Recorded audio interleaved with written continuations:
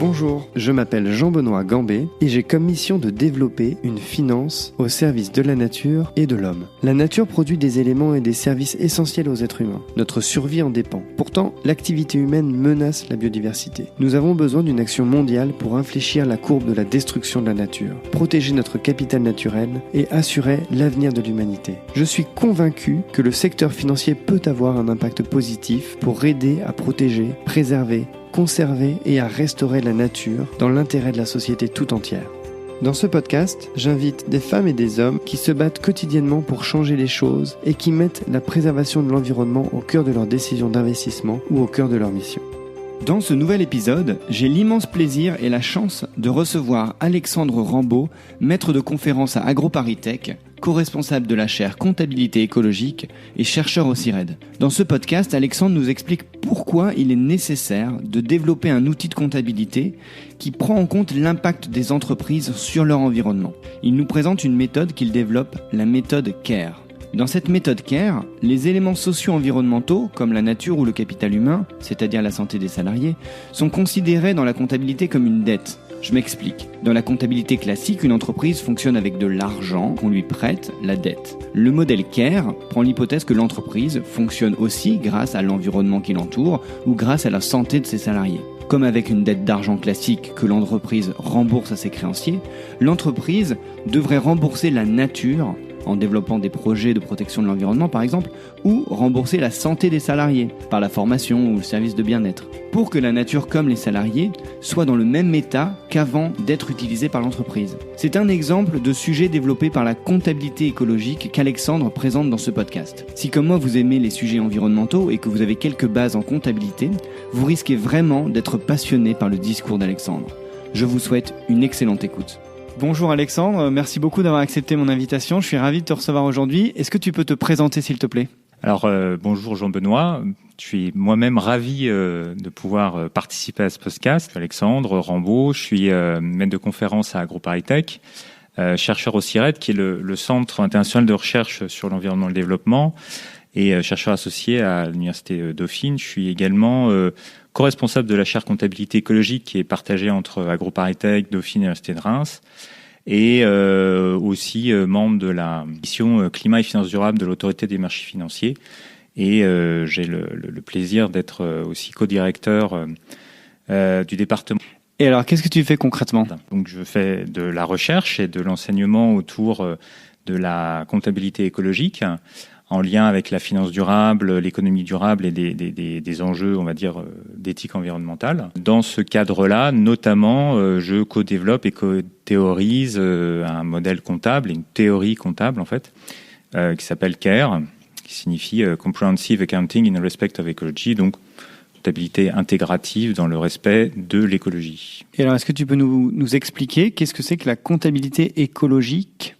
Alors la comptabilité écologique ou comptabilité socio-environnementale, je ne vais pas rentrer dans les détails. Alors déjà, juste pour dire un petit point de précision, quand je parle d'écologie, c'est vraiment dans son sens premier. C'est pas synonyme d'environnementalisme, c'est la connaissance des interrelations entre humains, non-humains, en incluant les conditions d'existence. C'est-à-dire, c'est juste pour préciser que c'est vraiment dans une interrelation entre social et environnement.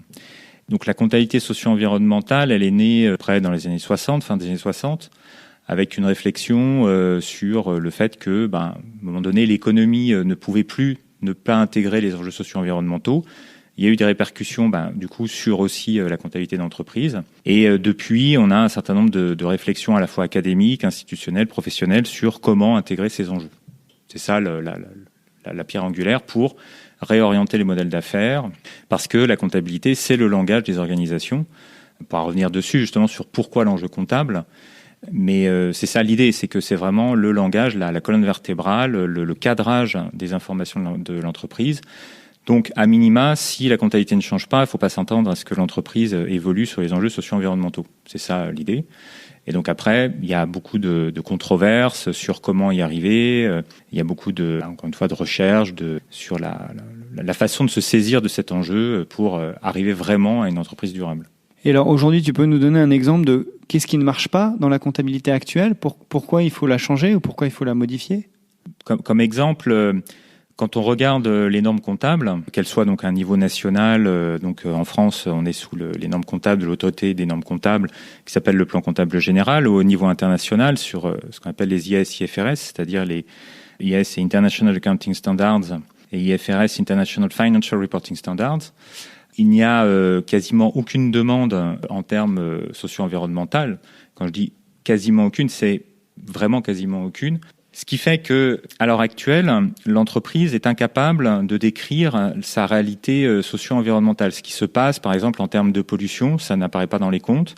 Vous pouvez lire un bilan, un compte de résultat, vous ne savez pas si une entreprise a pollué ou pas, si elle a eu un impact ou pas sur un écosystème, dans quelle mesure elle respecte aussi la santé des êtres humains, etc., etc. Tout ça, ça n'apparaît absolument pas dans des bilan et compte de résultats. Du coup, il est impossible en fait de se faire une idée de la situation complète de l'entreprise, et les décideurs ne peuvent pas véritablement prendre de décisions avisées. Alors, j'utilise ce terme à dessein parce que plusieurs rapports qui pointent ça du doigt, des rapports officiels. Il y a le rapport dit Nota Senar qui est sorti en 2018, qui était en préambule à la loi Pacte. C'était le plan d'action pour la croissance et la transformation des entreprises qui a été voté en 2019. Et dans ce rapport qui a été commandé par 4 ministères, environnement, économie, justice et travail, il a été mentionné justement explicitement que l'absence des sujets socio-environnementaux dans la comptabilité faisait que la comptabilité ne révélait pas l'image fidèle de la réalité de l'entreprise. Et donc, et c'est le terme utilisé, les acteurs de l'entreprise ne pouvaient pas prendre de décisions avisées, même en dehors de la durabilité, de façon générale. Et on a le même rapport côté européen, qui était un rapport de 2018 en préambule au plan d'action européen pour la finance durable, qui est en cours actuellement. Et là, même chose, les termes sont clairs, c'est l'intégration des enjeux socio-environnementaux dans la comptabilité est critique, c'est le terme employé. Et l'absence de ces enjeux ne permet pas aux investisseurs, aux gestionnaires et aux prêteurs de prendre des décisions appropriées d'investissement. Là, c'est le terme aussi employé dans le rapport. Aujourd'hui, quand on est un analyste financier, justement, on ne les voit pas dans les bilans, dans tout ce qui est financier. Et donc, on parle beaucoup d'analyse extra-financière et d'analyse ESG, environnement, social, gouvernance. Toi, ce que tu aimerais faire, ou toi, tes objets de recherche, c'est justement de réintégrer l'extra-financier dans le financier ? Alors, oui, alors effectivement, ce qui se passe, c'est que à l'heure actuelle, il y a eu un développement donc de reporting extra-financier, d'analyse ESG, d'analyse extra-financière, qui déjà, alors premier constat, sont pas véritablement normalisés. Donc ça reste des choses qui sont sur des cadres privés et avec il n'y a pas d'audit dessus, un audit public, j'entends. Ça, c'est une première chose. La deuxième chose, c'est que la connexion avec l'univers, on va dire, classique de l'entreprise se fait un peu à la discrétion des acteurs. Alors, pour préciser ce point, c'est que comment fonctionne en fait l'univers, on va dire, classique de l'entreprise, de la finance, c'est que tout part en fait de la comptabilité. Il y a la comptabilité de gestion qui assure donc le cœur de gestion de l'entreprise, la comptabilité générale, comptabilité financière, qui assure l'interface entre ce qui se passe dans l'entreprise et ce que les acteurs perçoivent de l'entreprise. Donc c'est là on a le bilan, compte de résultats, les annexes.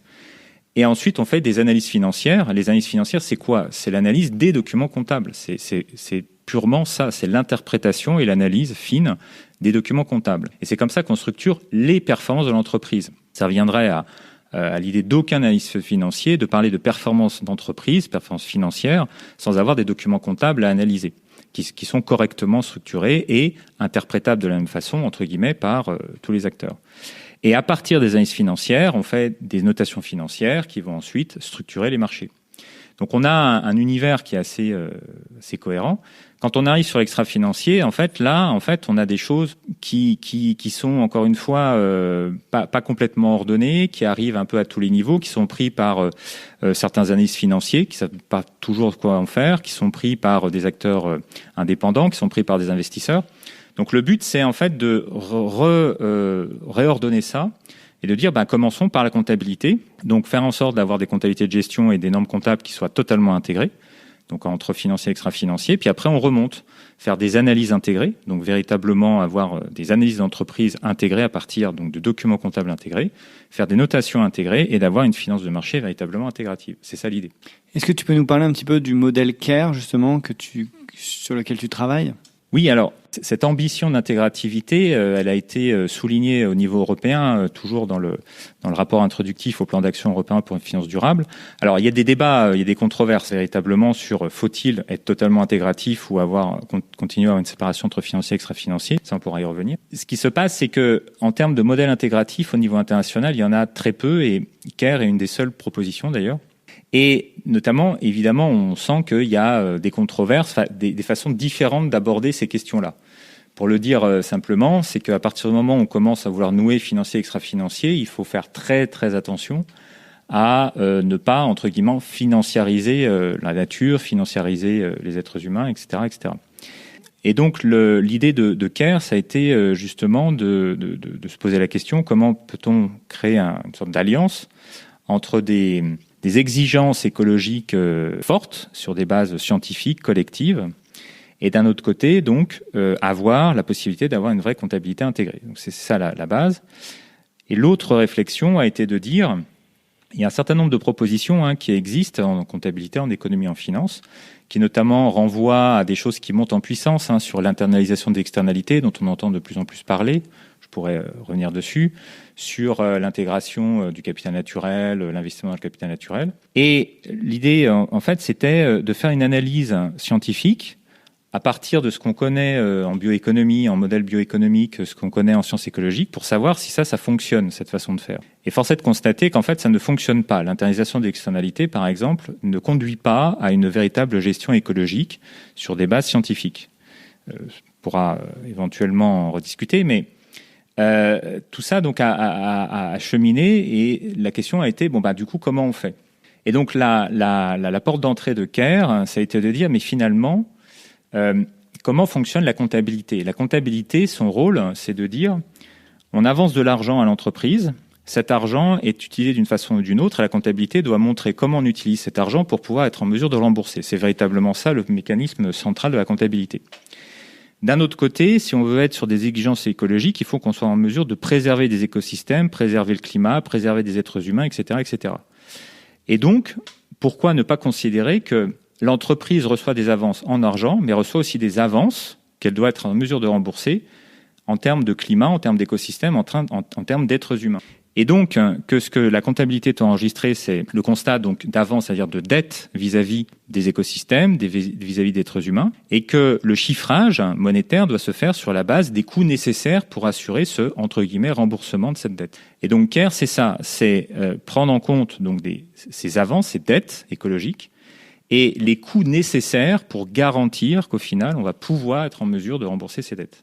Est-ce que tu peux justement nous donner un exemple sur qu'est-ce que c'est une dette vis-à-vis de l'humain ou une dette vis-à-vis de la nature ? L'idée est de partir du principe donc que si on regarde dans le cas de la nature n'est pas à aborder d'emblée comme une simple source de productivité et d'utilité pour les êtres humains ou l'entreprise ou les actionnaires, mais de dire l'enjeu écologique fondamental, c'est véritablement préserver un écosystème pour ce qu'il est, en dehors même justement des services qu'il peut fournir, de services écosystémiques. Donc de s'intéresser déjà à l'écosystème en tant que source de préoccupation et dès lors dire une entreprise va utiliser cet écosystème, mais elle doit garantir la possibilité de le remettre en l'état, de véritablement le remettre en l'état. Soit sous la forme de prévention, c'est-à-dire mettre en place des dispositifs de prévention qui font qu'on va arriver à garantir une remise en l'état, soit en termes de restauration mais sur base scientifique. Pour arriver à ça, étant donné donc l'emploi que l'entreprise en fait, il y a des actions à mener qui vont être donc des actions de prévention et des actions de restauration qui sont coûteuses. Ces actions sont coûteuses. Et donc l'idée, c'est de calculer ces coûts et de les structurer correctement pour les aligner sur le modèle d'affaires de l'entreprise, pour que l'entreprise soit capable d'être accompagnée correctement dans la possibilité donc de, entre guillemets, rembourser cet écosystème. Donc de voir à la fois comment l'écosystème participe au modèle d'affaires de l'entreprise, ça c'est la première chose, donc dans son exploitation, et ensuite comment est-ce que l'entreprise peut être en mesure de véritablement rembourser cet écosystème. Donc c'est sur cette base-là qu'on va chiffrer les coûts. Et par rapport à l'humain ? Pour l'être humain, c'est la même logique, c'est de dire, on va parler là d'intégrité, de décence en fait humaine. Dire à minima, quand un employé est employé dans une entreprise, il faudrait qu'il ressorte avec le même niveau d'intégrité, le même niveau de décence en termes de santé physique, de santé psychique, en termes aussi de formation, c'est-à-dire qu'il faudrait que justement il soit pas dans des emplois qui soient trop déqualifiants. Donc voilà, quelles sont les actions qui permettent de garantir que cet employé va rester, à minima, c'est un minimum, va rester dans ce cadre-là. Alors ça renvoie par exemple à des notions telles que le salaire décent, qui est structuré pour savoir qu'est-ce qu'il faudrait payer à un salarié pour qu'il conserve en fait, une décence de vie, par exemple. Ça rentre dans le chiffrage de ces coûts. Est-ce qu'il y a des choses que dans le modèle CARE, on ne pourrait pas intégrer sur des thématiques que vous aviez peut-être en tête et où on s'est dit, non, là, en fait, on ne voit pas de façon d'intégrer ça en comptabilité ? Non, en fait, à partir du moment où on raisonne comme ça, ce qui se passe, c'est que toute la question est, au-delà même du modèle, c'est plutôt un nouveau langage, une autre façon de comprendre le monde. Et de parler du monde au niveau de l'entreprise, et donc de dire finalement d'emblée, quand j'emploie en tant qu'entreprise quelque chose, il faut que je me pose la question, est-ce que cette chose est une source de préoccupation ? Est-ce qu'il y a un enjeu derrière, donc écologique, qui fait que cette chose-là, attention, il faut peut-être que je la rembourse, et donc de savoir comment cette chose participe à un modèle d'affaires et comment je peux être en mesure de la rembourser. Donc ça peut être étendu à toute chose. Après, la question, c'est de savoir justement, et c'est ça tout le travail aussi derrière CARE, est-ce qu'on est en mesure véritablement de rembourser cette chose ? Et donc là, il y a une vraie réflexion. Et si on est en mesure de rembourser cette chose, comment est-ce qu'on accompagne correctement l'entreprise ? Mais à partir de là, tout est intégrable. Quand tu présentes ce modèle CARE aux entreprises ou aux politiques, quelle est leur réaction ? Est-ce qu'il n'y a pas un pushback qui peut se faire assez naturellement, qui est de dire non mais c'est impossible, ça va coûter beaucoup trop cher si on doit commencer à rembourser la dette vis-à-vis de la nature ou vis-à-vis des êtres humains qui sont malades à cause de leur travail ou que sais-je ? Alors, en fait, il y a effectivement plusieurs types de réactions et à plusieurs niveaux, on va dire ça comme ça. C'est que effectivement, il peut y avoir un premier effet, se dire effectivement, ça va être très très délicat, ça va être très dur, on va dire ça comme ça. Mais c'est pas forcément en fait la réaction la plus directe et la plus courante. Dans le lot des réactions, il y a déjà le fait que ça permet de mettre en mots des choses qui sont parfois pressenties par les acteurs. C'est-à-dire que la question de la dette climatique, par exemple, comme on parle beaucoup du climat, c'est quelque chose qui monte aussi un peu en puissance dans les réflexions. Et donc, de dire, voilà, en fait, la question de la soutenabilité, on peut la réinterpréter dans un langage qui est compréhensible par l'entreprise, qui est de dire, en fait, une partie des profits qui ont été faits ou qu'on considère faits dans l'économie ne sont pas des profits, sont des dettes dissimulées. Et donc, en fait, toute la soutenabilité, c'est juste un problème de dettes dissimulées. C'est-à-dire que là, on a vu des profits, en fait, c'est des dettes. Alors ça, c'est quelque chose que les acteurs arrivent à comprendre, en fait. Et du coup, ça donne une autre dimension à la question de la durabilité. Et on a beaucoup d'acteurs, après, qui nous témoignent qu'ils n'arrivent plus à réfléchir autrement. C'est-à-dire que du coup, la durabilité est devenue synonyme de « Ah, il y a peut-être une partie de mon profit qui n'est pas vraiment un profit, c'est une dette, il faut que je fasse attention. » L'autre chose, c'est que ça permet à des acteurs de l'entreprise de recomprendre leur travail dans la continuité de ce qu'ils font, mais avec un autre sens. On a beaucoup de témoignages de contrôleurs de gestion, notamment, ou de directeurs financiers, qui sont très intéressés parce qu'ils sentent un décalage entre ce qu'ils font et ce qu'ils devraient faire, et que, du coup, ça permet d'assurer une continuité dans leur conception du calcul du chiffre, de leur vision du métier, et d'un autre côté, de l'aligner sur des enjeux écologiques. Après, il est clair que ça pose des questions internes très fortes, mais je dirais ça ouvre surtout des débats, en fait, des débats plutôt positifs. Aujourd'hui, la durabilité, c'est vraiment le thème à la mode, finalement. On voit que l'Union européenne a sorti son Green Deal, elle l'a décliné selon beaucoup de directives différentes, elle a présenté la taxonomie qui présente un petit peu les sociétés qui sont durables, donc elle donne une définition à la durabilité. Toi, ce que tu essaies de faire, c'est vraiment d'essayer de prendre en compte également cette durabilité dans la comptabilité. Comment on change un système aussi conservateur que la comptabilité? Est-ce que déjà aujourd'hui, dans les IFRS, t'en parlais tout à l'heure, il y a déjà une réflexion qui s'amorce ou pas du tout?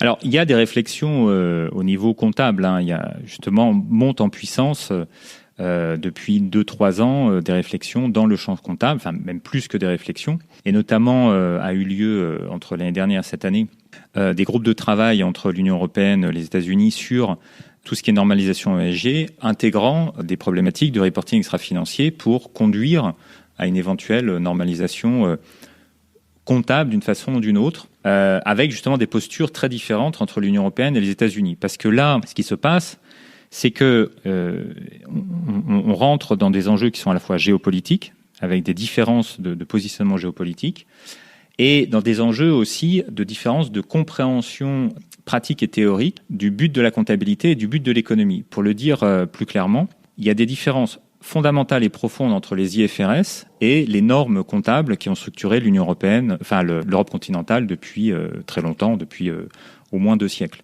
Comme quoi, par exemple, tu peux donner un exemple ? Alors, par exemple, les IFRS sont totalement orientés selon les actionnaires.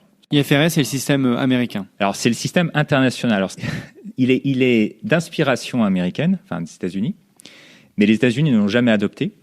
C'est d'ailleurs un des seuls pays à n'avoir pas adopté les IFRS et à ne pas vouloir l'adopter. Mais en fait, ce qui est intéressant en quelques mots, c'est que pendant très longtemps, enfin, je pense que c'est intéressant, enfin, c'est fondamental à rappeler, c'est que la comptabilité, c'est un enjeu à la base politique.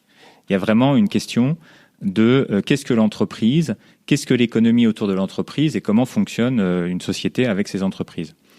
Il y a eu un compromis qui a été fait à la fin du 19e, qui était un compromis entre les gestionnaires et les actionnaires, qui étaient des actionnaires à long terme, pour favoriser d'ailleurs la croissance industrielle, et du coup d'avoir des comptabilités qui étaient centrées sur la gestion de l'entreprise, qu'est-ce que l'on faisait avec l'argent que les actionnaires apportaient, et le but de la comptabilité est de stabiliser l'entreprise et de stabiliser des profits à long terme. Ça a été vraiment le courant fondamental qui a structuré la comptabilité au 19e, 20e siècle, qu'on appelle la comptabilité en coût historique et qui a été la base de ce qu'on a fait en Europe continentale notamment sur l'axe franco-allemand, mais pas que. Et ce qui s'est passé, c'est que au tournant des années 60-70, il y a eu une révolution, enfin appelée une révolution comptable et financière.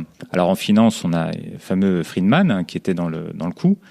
Mais tout ça a conduit à un autre positionnement. On a commencé à dire l'entreprise, elle doit être là uniquement pour les actionnaires et elle doit être là uniquement pour maximiser en fait la valeur actionnariale. Donc là, la comptabilité, du coup, s'est alignée progressivement là-dessus en disant ce qu'on doit montrer, c'est la valeur actionnariale pour l'actionnaire et donc on est passé sur une comptabilité dite en juste valeur. Ça a été du coup la montée en puissance des IFRS qui, à la base, les IFRS viennent d'un consortium d'acteurs privés et le normalisateur des IFRS qui est l'IASB est un organisme de droit privé qui n'a absolument aucune tutelle publique, qui a décidé d'émettre des normes basées sur ces nouvelles idées-là et qui a commencé donc à essayer de convaincre les pays dans le monde d'adopter ces normes. Ça n'a pas bien pris au début. Et je passe sur les détails. Ce qui a lancé en grande partie les IFRS, enfin pas que, mais ce qui a été vraiment un point majeur dans le devenir des IFRS, ça a été en 2002.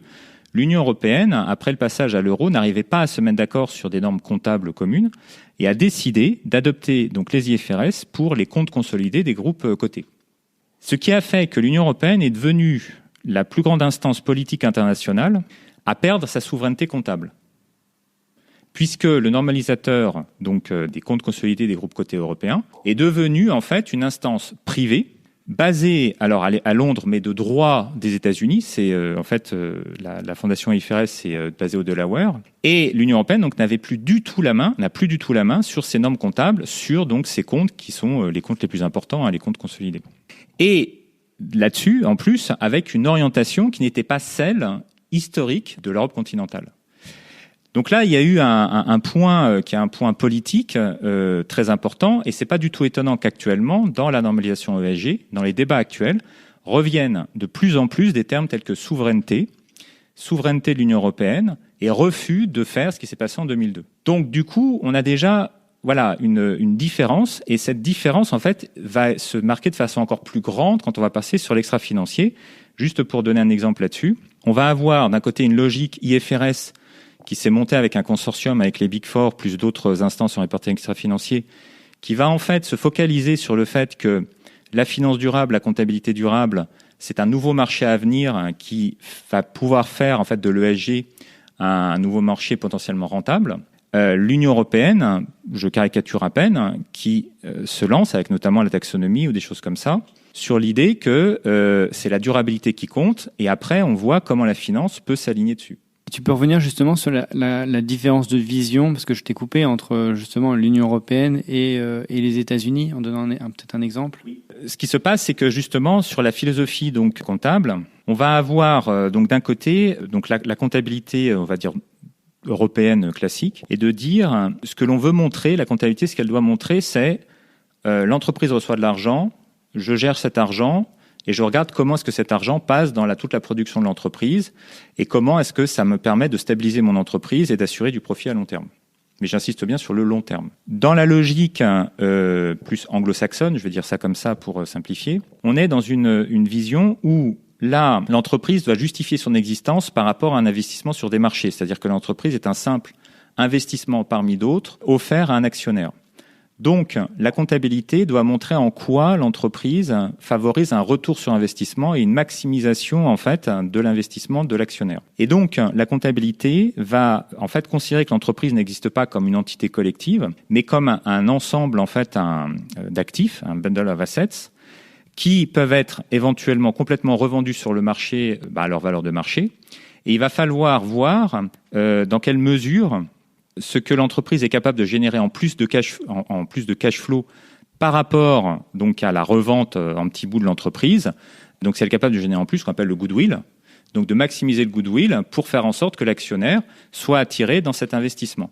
Donc, il ne s'agit absolument pas de stabiliser l'entreprise, c'est même l'inverse. C'est-à-dire que si éventuellement on peut revendre l'entreprise en petits bouts, pourquoi pas. Il ne s'agit absolument pas de garantir des profits à long terme. Il s'agit directement d'avoir d'attirer l'actionnaire pour qu'il puisse maximiser directement sa valeur actionnariale. Et donc, si on revient un petit peu à ton modèle CARE, là, qui est aux antipodes du coup de cette vision, est-ce que il s'inspire déjà de quelque chose qui existe, je sais pas, la comptabilité orientale ou une comptabilité africaine ou que sais-je? Ah non, on n'est pas obligé d'aller aussi loin. Elle s'inspire justement de la comptabilité européenne classique. Et c'est ça, en fait, que les acteurs voient très rapidement. Et c'est comme ça, d'ailleurs, que ça a été le cadre de CARE et celui-là. C'est une extension directe de la comptabilité en coût historique, de la comptabilité européenne classique.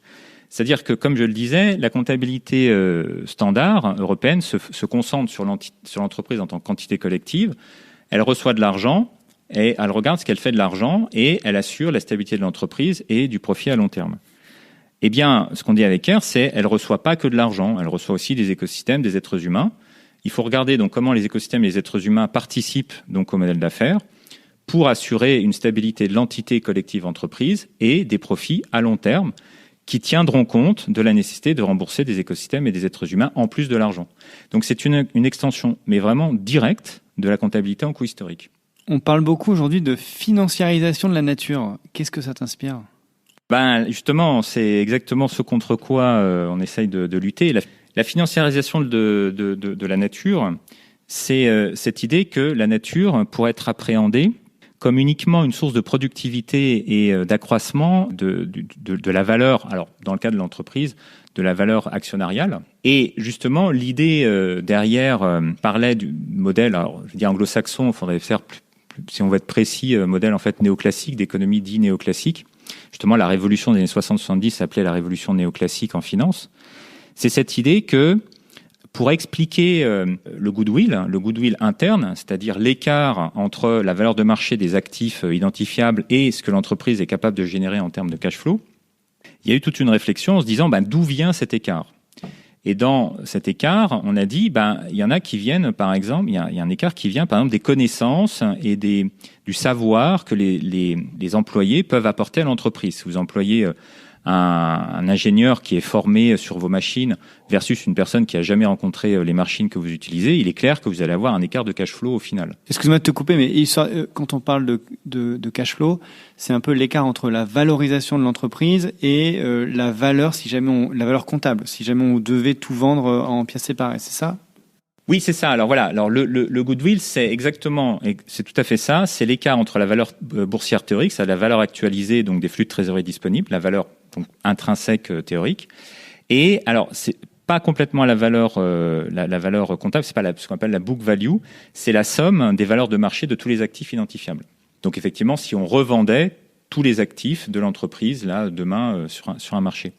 Donc cet écart-là, c'est donc ce qu'on appelle donc le goodwill, c'est là-dessus que on peut voir en fait la marge de manœuvre pour arriver à maximiser justement la valeur actionnariale. Elle se joue là. Et ça, c'est un débat qui a au moins un siècle. D'où vient ce goodwill en fait? Oui, comment on peut l'expliquer, comment on le peut structurer, comment on peut donc le déployer? Il y a eu plusieurs explications. Alors, je rentre pas dans les détails, mais il y a eu l'idée que quand on fait travailler des actifs ensemble, c'est pas la même chose que d'avoir des actifs séparés. Donc, on a une sorte de vision un peu collaborative des actifs qui explique ça. Et ce qui est intéressant, c'est que, alors que c'est une question qui ne vient pas du tout de l'extra-financier a été utilisé, mais c'est vraiment instrumental, pour essayer d'expliquer le goodwill. En disant donc qu'il y a des connaissances humaines, il y a des savoirs humains qui vont faire qu'on va avoir une partie du goodwill qui vient du fait que, voilà, on a des savoirs, des compétences, des connaissances qui augmentent donc la valeur actionnariale. Ça, c'est ce qu'on appelle le capital humain. Et donc, l'idée, eh bien, ça serait d'investir dans le capital humain pour booster encore plus ça et donc essayer d'en tirer le plus de profit possible. Ça, c'est la financiarisation, non pas de la nature, mais la financiarisation, en fait, des savoirs et des compétences. Alors, au passage, c'est ça qui conduit à la dette étudiante aux États-Unis, au passage. C'est-à-dire que les banques investissent, comme on investit dans un actif classique, sur le capital humain, en disant je finance tel étudiant. Cet étudiant, il va être rentable, c'est-à-dire que les compétences qu'il acquiert vont être productives plus tard. Donc, ça va générer des cash flows dans les entreprises dans lesquelles il va être employé. Et il va pouvoir rembourser, en fait, ce qu'on a investi en lui, à la hauteur de ce qu'on a investi en lui. Donc c'est un vrai investissement dans un actif. Et ce qui se passe, c'est quand ça marche pas, ça s'effondre et les étudiants se retrouvent sans rien. En prêtant tout simplement de l'argent pour les universités américaines, par exemple. C'est ça, voilà. C'est exactement ça. Voilà. Et ça, c'est vraiment donc cette idée que le savoir, c'est productif. C'est ça la base. Et ça, c'est la financiarisation du savoir. Donc la financiarisation de la nature, c'est la même chose, mais sous l'angle nature. C'est-à-dire dire une partie du goodwill provient du fait que les écosystèmes sont fournisseurs de services qui assurent donc une productivité de l'entreprise. Alors je vais donner un exemple très simple parce que, et je pense très concret. Quand on dit donc par exemple le climat c'est du capital naturel dans toutes les questions climatiques, donc on va dire voilà intégrons le capital naturel. Qu'est-ce que ça veut dire que le climat rentre dans le capital naturel dans cette vision-là? L'idée est que si vous avez une machine qui fonctionne en émettant des gaz à effet de serre, eh bien, si vous habitiez dans un monde où l'atmosphère ne pouvait pas accueillir de gaz à effet de serre, votre machine ne fonctionnerait pas.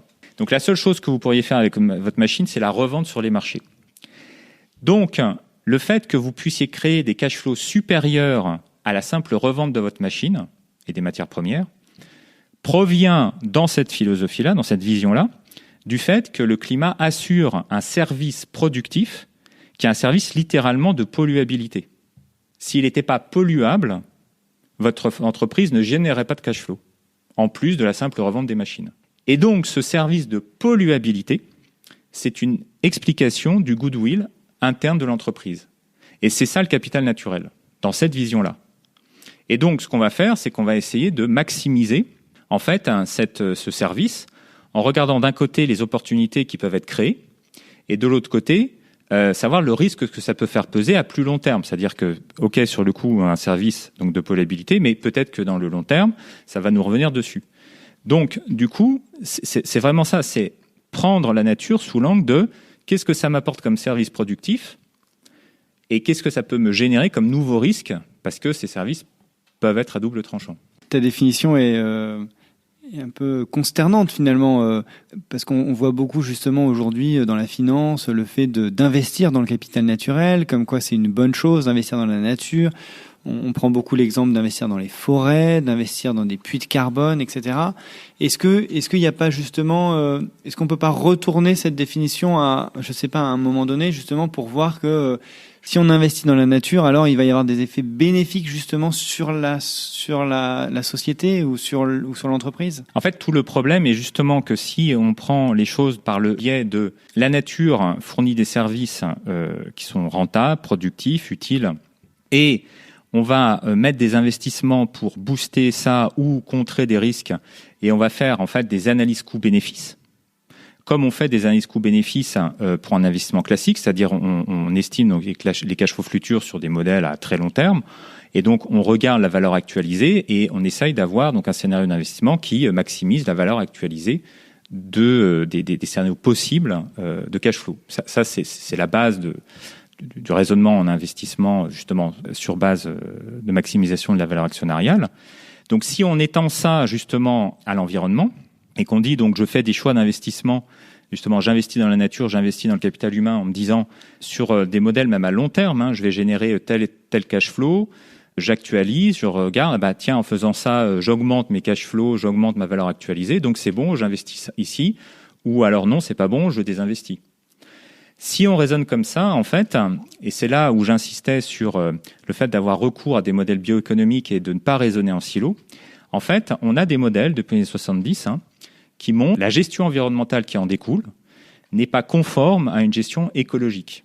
Pour le dire de façon encore plus précise, en faisant ça, on a, donc là encore, je pense par exemple à un modèle qui a été documenté en 73 dans un papier qui a été publié dans Science par un grand monsieur, un grand économiste de la gestion des ressources halieutiques sur les pêcheries, qui démontre que quand on fait une gestion des baleines sur base d'analyse coût-bénéfice sur des modèles en plus en cash flow à l'infini, eh bien, ça conduit à l'extinction des baleines. Pourquoi ? Alors la raison, on va dire, sans rentrer dans les détails, c'est parce que la vitesse de reproduction des baleines est inférieure en fait au taux d'actualisation. Alors, ce qui se passe, c'est que du coup, c'est-à-dire que les baleines ne battent pas le marché.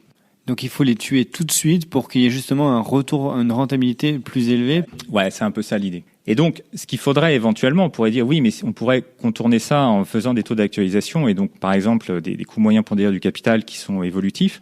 Mais ça veut dire qu'ils soient évolutifs en fonction de la dynamique de chaque population et de chaque écosystème utilisé. Et donc, du coup, premièrement, la notion de coût moyen pondéré du capital tombe. Enfin, ça n'existe plus, puisqu'il n'y a pas un coût moyen du pondéré du capital. Il faudrait donc des taux d'actualisation qui soient uniquement basés sur la dynamique des écosystèmes qui sont utilisés par les entreprises et en changeant à chaque écosystème. Donc, c'est un truc, c'est même plus qu'une usine à gaz. En plus, c'est même incalculable. Donc ça veut dire que ce type de modèle en fait ne fonctionne pas. Et ça on ne peut le voir que si justement on fait une analyse qui permette de croiser des résultats en bioéconomie, en sciences écologiques, ce qui n'est quasiment jamais fait, malheureusement. Et donc l'idée c'est de retourner le problème en disant mais en fait fondamentalement soit on veut garder des écosystèmes, soit on veut pas. Si on veut garder des écosystèmes, prenons ça comme axiome de base. Enfin, je veux dire, il y a un moment donné, on a signé des accords de Paris, c'est dire il faut qu'on soit dans une trajectoire de degrés. Quelque part, il n'y a pas à pinailler. C'est soit on est dans la trajectoire, soit on n'y est pas. Donc on le prend comme base et après on regarde comment l'économie se redéfinit par rapport à ça. On ne fait pas l'inverse. Et si on prend ça comme base, à partir de là, il faut donc se dire, et c'est la logique de Kerr, c'est-à-dire que c'est ça, on rentre dans la logique de Kerr, c'est de dire le climat devient donc une dette, c'est une avance faite à l'entreprise il va falloir être en mesure de rembourser. Et donc au lieu de se dire le climat est productif et on essaye de jouer sur la productivité et d'avoir des analyses coûts-bénéfices et que par miracle, au final, on arrive à aligner une gestion sur analyse coût-bénéfice et une gestion écologique, ce qui ne marche pas. Se dire, on prend une gestion écologique et on regarde les coûts nécessaires pour y arriver et on accompagne les entreprises pour qu'elles évoluent, pour que leur modèle d'affaires évolue et que la finance permette justement d'être correctement orientée dans cette voie-là. Donc si je résume ce que tu viens de dire, ou en tout cas ce que j'ai compris, il ne faut pas que la nature soit un actif, mais il faut que la nature passe au passif. C'est-à-dire qu'il faut finalement qu'on rembourse la dette, qu'on repaie un petit peu ce que la nature a permis de faire. Aujourd'hui, comment on peut mettre ça en place ?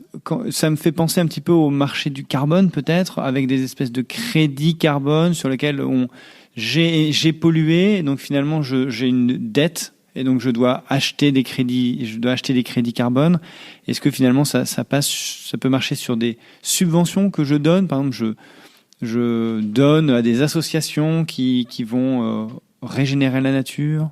Alors, le marché carbone, par exemple, justement, là, c'est vraiment considérer le climat comme un actif. C'est-à-dire que le marché, il est là pour essayer de donner un prix, c'est vraiment du pricing, et que toute l'économie, en fait, se base sur une analyse coût-bénéfice pour pouvoir réorienter l'économie. C'est-à-dire que c'est le signal prix qui dit on va orienter d'une certaine façon et par miracle, ça va bien se comporter à la fin. On sait que ça ne marche pas. Alors là, pour le coup, en plus, on a des effets...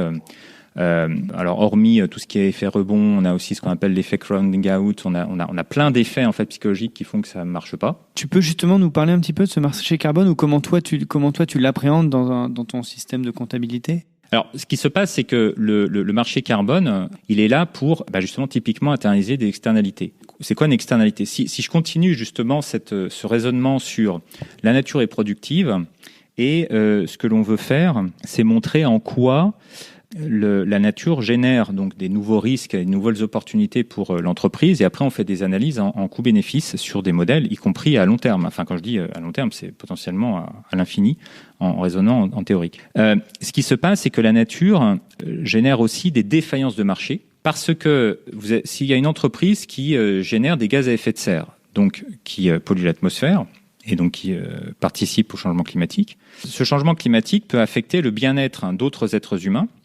Et le fait que les autres humains soient affectés n'est pas compensé par l'entreprise donc qui émet ces gaz à effet de serre. Du coup, ça veut dire que le marché n'intègre pas une certaine relation entre le pollueur et le pollué. Donc ça, on dit que le marché n'est pas complet. C'est-à-dire que le marché n'intègre pas toutes les relations. Dans ce cas-là, c'est là où on parle d'une externalité. J'insiste là-dessus parce qu'une externalité, ça n'a rien à voir avec un impact sur l'environnement. Une externalité, c'est le constat qu'il y a un agent économique qui perd un peu de son bien-être, qui n'est pas compensé par un marché. Donc le climat, en fait, on s'en moque dans l'externalité. C'est pas le problème. Si tout le monde, en fait, entre guillemets, se contrefichait du climat, il n'y aurait pas d'externalité. Je dis ça, c'est pas du tout anodin parce que on a le problème sur les écosystèmes marins, où comme la plupart des gens, en fait, n'ont qu'une idée de ce qu'est un écosystème marin, on peut les polluer comme on veut, ça génère pas d'externalité, par exemple. Donc l'idée, voilà, c'est d'avoir ce problème d'absence de compensation de la perte de bien-être vers les marchés. Donc la question, c'est de créer un vrai marché ou un marché virtuel qui estimerait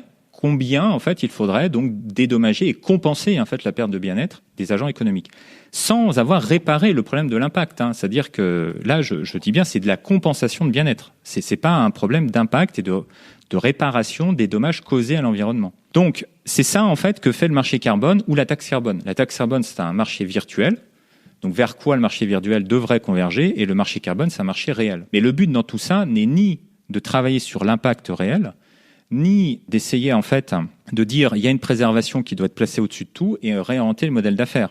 C'est encore une fois des problématiques d'analyse coût-bénéfice par compensation de perte de bien-être, et on prie pour qu'au final ça converge correctement vers la trajectoire de degrés. C'est vraiment une prière. Et quand on parle du marché carbone, là tu parles d'acheter du carbone ou par rapport à ceux qui polluent, mais si par exemple ceux qui polluent se mettent à vraiment planter des arbres, là, on va dire s'ils polluent, ils plantent des arbres et donc ensuite ça va stocker le carbone. Là, est-ce qu'on peut dire que là, du coup, ça répare l'externalité? Alors, justement, alors pas l'externalité justement, parce que là, ça serait sur des problématiques d'impact. Selon justement la vision de Kerr, c'est de dire voilà, on part de la stabilité climatique. Donc la question, c'est la stabilité climatique. Comment est-ce qu'on respecte la stabilité climatique? Donc là, on va avoir tout un phénomène de traduction, alors qui est opéré par le GIEC, qui traduit la stabilité climatique en termes de trajectoire, de température, qui va traduire ça en termes de neutralité carbone au bout d'un certain temps. Donc la stabilité climatique actuellement est traduite en trajectoire 2 degrés. Au niveau planétaire, qui ensuite est traduite en termes de neutralité carbone en 2070, si je ne me trompe pas, ou 75. Pour y arriver, on dessine la trajectoire d'un budget, un budget planétaire d'émissions à ne pas dépasser. Et donc, de 2020 à 2070... 2050, je pense. Non, alors ça, c'est 1,5 degré 2050. C'est-à-dire que plus on est restrictif sur la trajectoire de température, plus la neutralité, en fait, vient tôt. Donc la trajectoire 2 degrés, c'est 2070 de mémoire. 2050, c'est sur une trajectoire 1,5 degré. Et on dessine donc un budget carbone entre les deux. Donc ça, c'est un budget carbone planétaire. Ensuite, il y a une initiative qui s'appelle les Science Based Targets, qui vont désagréger les modèles planétaires pour les renvoyer en fait sur des secteurs d'activité ou des mailles territoriales. Je rentre pas dans les détails. Qui vont donc permettre de restructurer les budgets carbone planétaires sur des niveaux donc sectoriels ou des niveaux de maille territoriale. Et dans un dernier temps, l'initiative SBT, justement, permet d'avoir des répartitions des budgets carbone au niveau sectoriel ou territorial sur les entreprises et les collectivités territoriales. Donc ça veut dire qu'une entreprise peut récupérer son budget carbone, qui est le témoignage, la traduction de la stabilité climatique. Donc ça, c'est la première chose. On travaille à partir d'un budget carbone. Et donc, excuse-moi, je te coupais, juste pour bien comprendre. J'ai un budget carbone, donc j'ai le droit, entre guillemets, d'émettre des gaz à effet de serre à hauteur d'un certain seuil. Voilà, seuil qui va diminuer progressivement pour arriver à zéro en 2070-75. D'accord. Et donc, si jamais je n'atteins pas ce seuil, je peux le revendre à quelqu'un d'autre? Non, alors là, justement, on n'est pas dans de la revente ou quoi que ce soit. Là, c'est vraiment biophysique. C'est-à-dire que tant qu'on est en dessous du budget, donc je sais pas, admettons, voilà, on a le droit d'émettre 100 tonnes, là, vraiment, je dis ça, 100 tonnes sur l'année. Si vous émettez 99 tonnes, vous êtes aligné sur la stabilité climatique. Et en fait, littéralement, vous ne générez pas de dette climatique. Si vous passez à 101 tonnes, vous avez 1 tonne de dette climatique. Donc, vous devez 1 tonne au climat, en fait. C'est ça l'idée. Donc, justement, si vous dépassez le budget, l'idée, c'est justement de ne pas aller acheter des crédits ou de faire des choses comme ça. C'est véritablement de savoir comment éliminer cette tonne-là d'un point de vue, et j'insiste, scientifique, crédible. Alors, j'insiste vraiment sur ces termes-là, parce que c'est pas aller planter un arbre. C'est faire en sorte que, effectivement, financer un puits de carbone, mais un puits de carbone qui peut être éventuellement des arbres, mais dont on a une validité scientifique pour savoir que, par exemple, l'arbre est en croissance et est capable d'absorber tant de tonnes, premièrement, et deuxièmement, qu'on peut sécuriser ce puits de façon à ce que ces émissions ne se remettent pas dans l'atmosphère. Alors juste pour donner un ordre d'idée, et là, dans les discussions, les nombreuses discussions qu'on peut avoir avec les spécialistes, la sécurisation et sur base scientifique pour enlever 1 tonne de carbone, c'est 1 000 €. C'est 1 000 € la tonne, en moyenne. Donc là, on est très, très, très, très loin du chiffrage des marchés, tout simplement, encore une fois, parce que là, on n'est pas sur un pricing, on est sur un coût d'activité de préservation climatique. C'est pas du tout la même chose. On est sur 1 000 €. Alors, par rapport au marché, on est autour de 40 €. 1 000 € parce que ça coûte 1 000 € finalement de planter un arbre ou de créer un puits de carbone et de le faire grandir et de vérifier qu'il fonctionne, etc. Voilà, qu'il vérifie qu'il fonctionne, qu'il soit sécurisé dans le temps, qu'on puisse être, qu'on sache que ça a été correctement fait. On arrive bientôt à la fin de l'interview. Moi, j'ai encore 2 questions que j'aimerais te poser. La première, c'est sur CARE. Est-ce que tu peux nous expliquer un petit peu qu'est-ce que vous faites? Enfin, j'ai vu qu'il y avait beaucoup d'acteurs qui tournaient autour de ça. Tu vas pouvoir les citer et puis nous dire exactement ce que vous essayez de faire et quelle est un petit peu ta vision long terme. Et puis après, pour terminer, pour les passionnés de la comptabilité, j'aimerais bien que tu nous présentes en quelques minutes un petit peu quelle est ta vision de l'historique de la comptabilité entre les premiers hommes qui l'ont mis en place jusqu'à aujourd'hui. Oui, alors sur ce que j'appelle l'écosystème CARE. Donc CARE, au-delà même du modèle comptable, c'est vraiment une théorie, on va dire, socio-économique. Et le modèle comptable, c'est un peu la partie immergée de l'iceberg. Tout le projet, en fait, derrière, est vraiment de prendre au sérieux cette idée de dette écologique et de voir ce que ça fait sur l'économie, l'entreprise, etc. Alors derrière, on a des programmes de recherche qui sont notamment fédérés par la chaire comptabilité écologique que je co-dirige, dans lequel on a plusieurs acteurs mécènes tels que LVMH, le groupe Rocher, on a le ministère de l'Environnement, on a la CDC Biodiversité, la CDC Recherche, on a quelques cabinets, on a le Conseil supérieur de l'ordre des experts comptables, donc variété d'acteurs assez intéressants. On a sur les programmes de recherche aussi des partenariats avec d'autres chaires.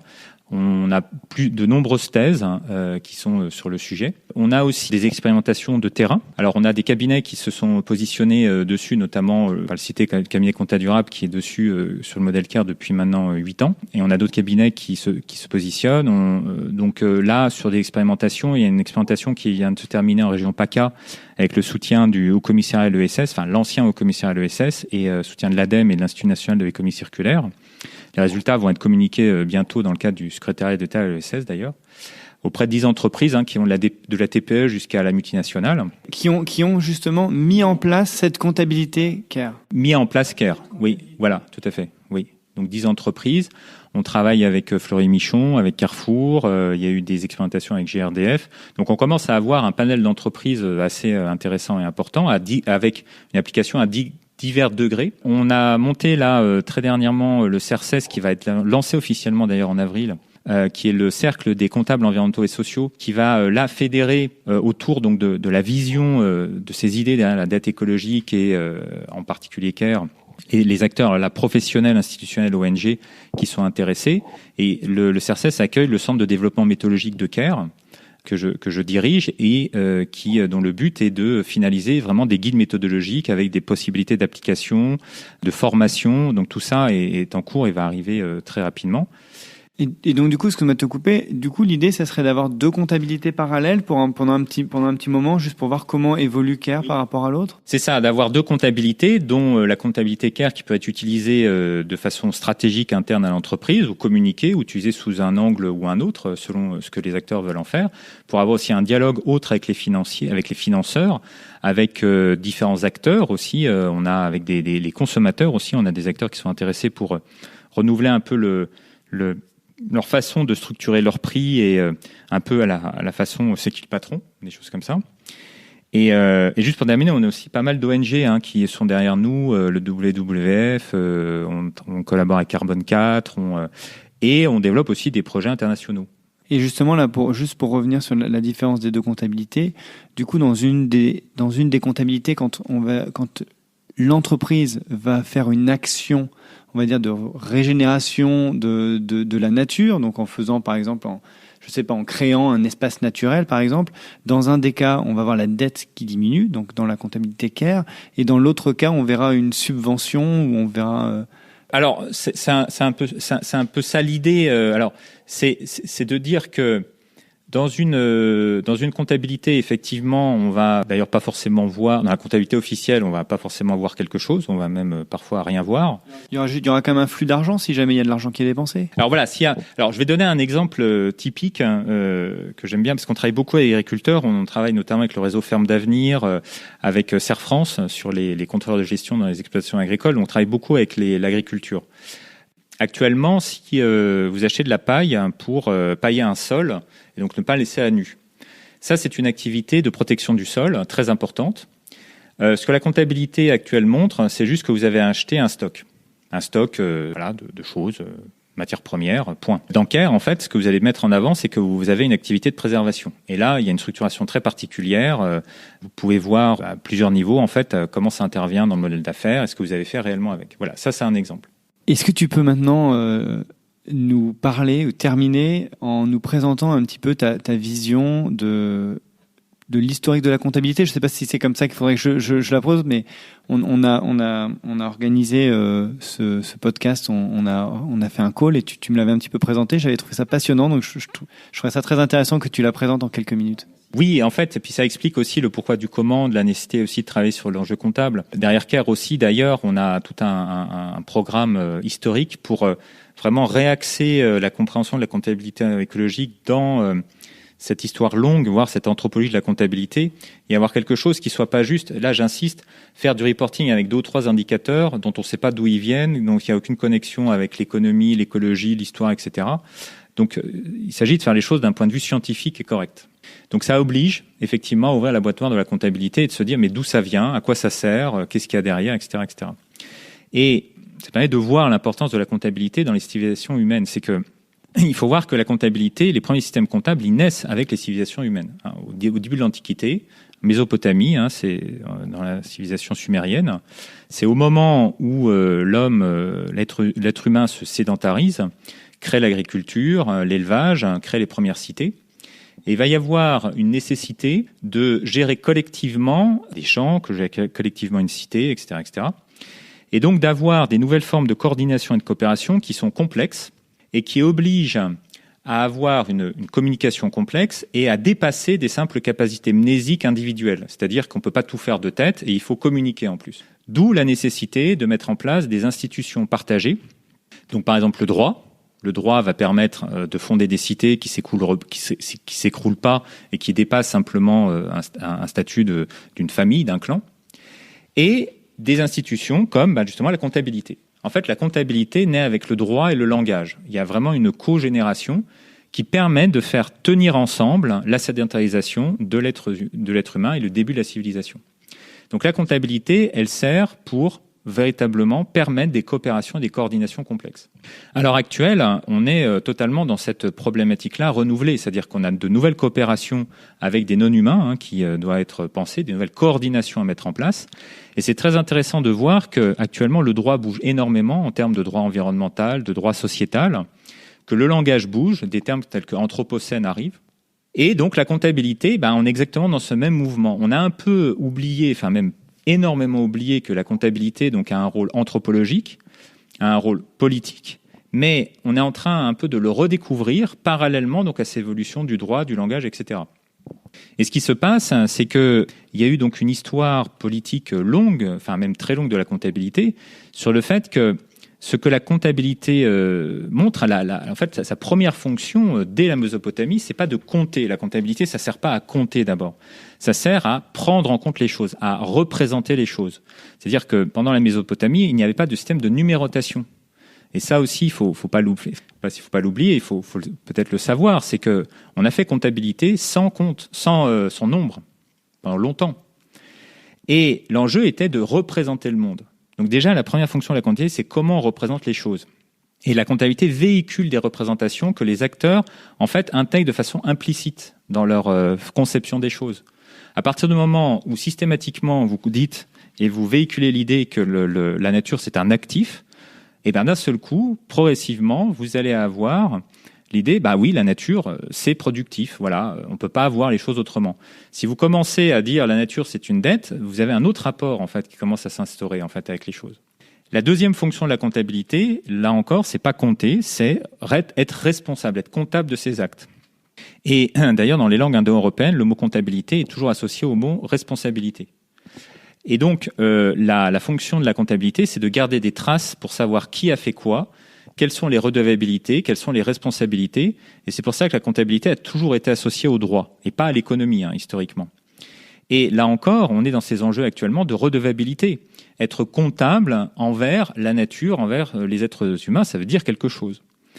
Et c'est après qu'on arrive sur des enjeux de compter les choses, mais compter les choses, c'est rendre les choses commensurables. Et pourquoi on doit les rendre commensurables? C'est comment des objets hétéroclites peuvent être mis ensemble pour arriver à les piloter correctement. Mais donc ça impose de savoir pourquoi on le fait et de comprendre que le chiffre n'est jamais objectif. Il est toujours une donnée, un construit, et il faut savoir comment il a été posé. La dernière chose, c'est que la comptabilité, c'est rendre des comptes, c'est-à-dire on s'adresse à des acteurs. C'est pas du tout anodin de s'adresser plus à un actionnaire, plus à un gestionnaire, par exemple. Et pour donner un exemple, un parallèle, c'est si vous avez une assemblée, par exemple, dans l'Union européenne, si tous les textes qui étaient communiqués étaient exclusivement rédigés, par exemple, en polonais, il ne faut pas s'attendre à ce que la majorité des participants comprennent ce qui se passe.